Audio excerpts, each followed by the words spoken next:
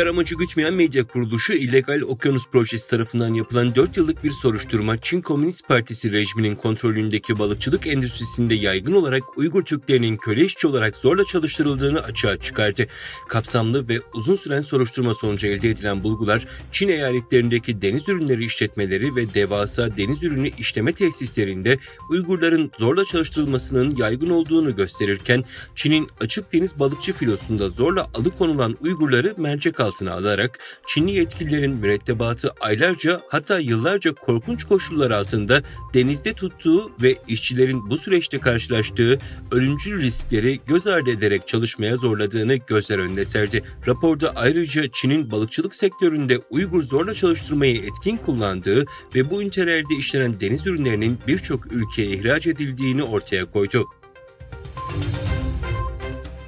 İşgalci Çin'in bu yıl Ocak-Ekim döneminde Doğu Türkistan'dan 10 milyon ton kömür kaynağı gasp ederek Çinlilerine kaçırdığı öğrenildi.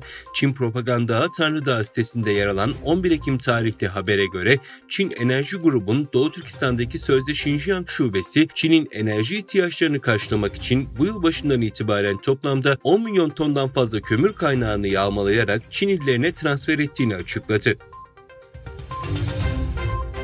Filistin, Mısır ve Ürdün, İsrail'in Gazze'deki hastane saldırısı sonrasında ABD Başkanı Joe Biden'la görüşmeyi iptal etti. İsrail güçleri dün akşam saatlerinde Gazze'de bir hastaneyi hedef aldı. Gazze Sağlık Bakanlığı hava saldırısında en az 500 kişinin hayatını kaybettiğini açıkladı.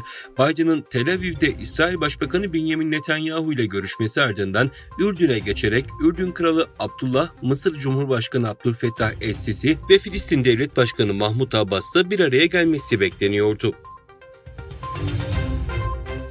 Pek çok zengin Çinlinin tüm servetini Çin'deki yeraltı ekonomisi aracılığıyla yurt dışına transfer etmeye başladığı bildirildi. Amerika'nın Sesi'nin bildirdiğine göre Çin virüsü salgını sonrası görülen Çin ekonomisindeki istikrarsızlık ve Çin Komünist Partisi baskısı altında geleceğe giderek karmaşıklaşan özel sektördeki zengin Çinliler mal varlıklarını korumak için kara borsaya yöneldi.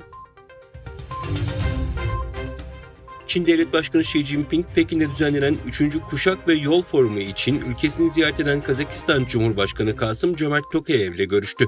Kazak-Çin stratejik ilişkilerinin dinamik gelişimine dikkati çeken Tokayev, özellikle iki ülke arasındaki karşılıklı ticaretin büyümeye devam ettiğini vurguladı. Tokayev, iki ülkenin toplam 21 milyar dolarlık 52 ortak yatırımı hayata geçirdiğini belirterek, 2024'ün Çin'de Kazakistan'ın turizm yılı ilan edilmesinden duyduğu memnuniyeti dile getirdi.